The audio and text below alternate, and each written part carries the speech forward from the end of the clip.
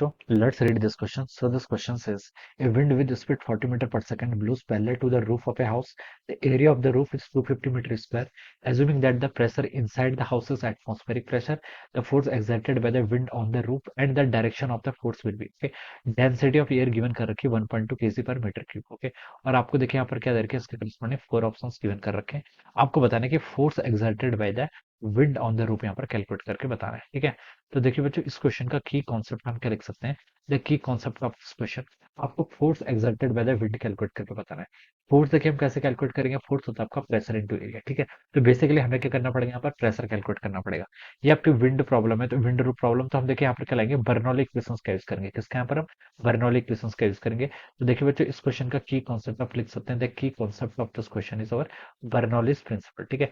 Bernoulli principal देखिए क्या आपका कंजर्वेशन ऑफ एनर्जी बताता है. क्या बताता है आपका कंजर्वेशन ऑफ एनर्जी बताता है. ठीक है. तो इससे हमें पता चलता है, देखिए इसका स्टेटमेंट है कि जो आपका प्रेशर होता है प्लस आपका rho G H plus half rho we square, ये टर्म क्या रहती है आपकी, कांस्टेंट रहेगी. This term will be equal to constant. ये क्या रहेगी आपकी, ये आपकी क्या रहती है, P plus rho G H plus half rho we square, ये टर्म क्या रहेगी आपकी, कांस्टेंट रहेगी. ठीक है. अब देखिए बच्चों, सिचुएशन कुछ इस तरीके से, ये आपका क्या कोई रूफ है, किसी हाउस की कोई रूफ है. ठीक है.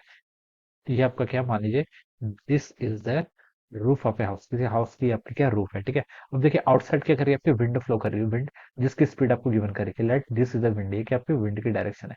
विंड आपकी देखिए ऐसे क्या कर रही है, फ्लो कर रही है विद स्पीड ऑफ 40 मीटर पर second parallel to the roof of the house. ठीक हो गया. The area of the roof, इसका एरिया भी गिवन कर रखा है. ठीक है. assuming that the pressure inside the house is atmospheric pressure, inside आपका जो प्रेशर है वो मान लीजिए पी नॉट के इक्वल है. ठीक है. the pressure exerted by the wind on the roof and the direction of force will be okay. तो देखिए बच्चों, यहाँ पर आपका प्रेशर पी नॉट है, तो देखिए हम यहाँ पर क्या बता सकते हैं. प्रेशर अगर आपका इनसाइड पॉइंट पर पी नॉट है, तो जस्ट बिलो इस पॉइंट पर आपका प्रेशर कितना होगा, पी नॉट होगा. जस्ट इसके ऊपर से लगे यहाँ पर आपको प्रेशर मान लीजिए आपके किसके इक्वल है, पी के इक्वल है. ठीक है. अब बच्चों हम यहाँ पर से बर्नौली इक्वेशन का यूज करें, तो देखिए आउटसाइड वाले पॉइंट पे पहले मैं लगाता हूँ. ठीक है. आउटसाइड पॉइंट पे देखिए आपका प्रेशर कितना है, पी के इक्वल है, हमने एज्यूम किया है. प्लस आपका देखिए कितना हो जाएगा, half rho we square. Okay. Plus half rho we square वाले टर्म आ गई, प्लस रो जी एच. ठीक है.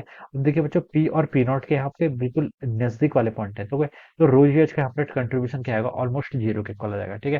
तो हम इसको यहाँ पर से नेगलेक्ट कर लेंगे. तो ये देखिए किसके इक्वल होगा, it's will be equal to the inside. Inside point पे देखिए आपका प्रेशर कितना है, पी नॉट. ठीक है.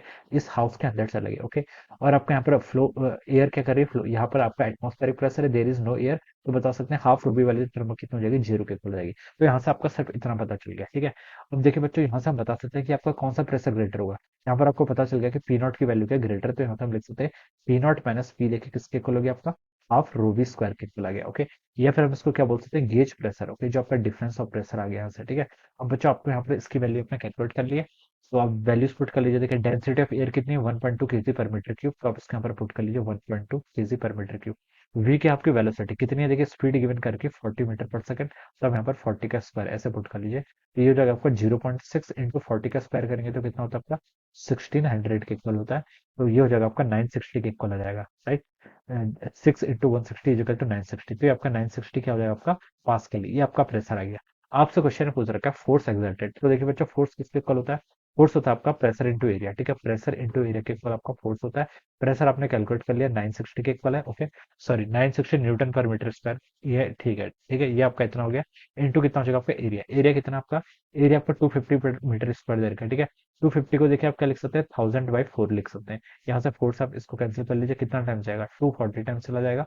तो आप इसको लिख लीजिए 240 इंटू देखिए कितना हो गया, तो 1000 को आप लिख सकते हैं 10⁻³ क्या न्यूटन. ये आपका यहाँ से इतना हो जाएगा. इसको आप लिख सकते हैं देखिए 2.4 इंटू 10⁵ न्यूटन. ओके. तो इतना आपका क्या जाएगा, this will be the force, इतना आपका फोर्स लाएगी विंड आपके रूप में. ठीक है. और देखिए इसके डायरेक्शन क्या होगी, देखिए प्रेशर कहाँ पर ज्यादा है आपका, यहाँ पर से पता चल रहा है पी नॉट माइनस पी आपकी पॉजिटिव क्वांटिटी आ रही है, इसका मतलब पी नॉट ग्रेटर होगा पी से. ठीक है. पी नॉट अगर ग्रेटर है तो इनसाइड पॉइंट पर क्या आपका प्रेशर क्या ज्यादा है, तो जो डायरेक्शन होगी फोर्स की वो क्या होगी आपकी अपर डायरेक्शन में होगा. ठीक है. हम बता सकते हैं डायरेक्शन ऑफ फोर्स क्या होगा आपका, वर्ल्ड डायरेक्शन में होगा. तो हम बता सकते हैं कि जो आपका फोर्स होगा उसकी वैल्यू भी कैलकुलेट कर ली, और हम डायरेक्शन क्या बता देंगे यहाँ से, अपवर्ड होगा, क्योंकि पी नॉट माइनस पी के आपका पॉजिटिव आ रहा है, तो यहाँ से हम ये बता सकते हैं. तो बच्चों देखिए इसका राइट आंसर क्या हो जाएगा आपका, ऑप्शन बी से फिर ये मैच कर जाएगा. So we can say that option B will be the right answer of this question. So I hope you all understood this concept. All the best and thank you so much.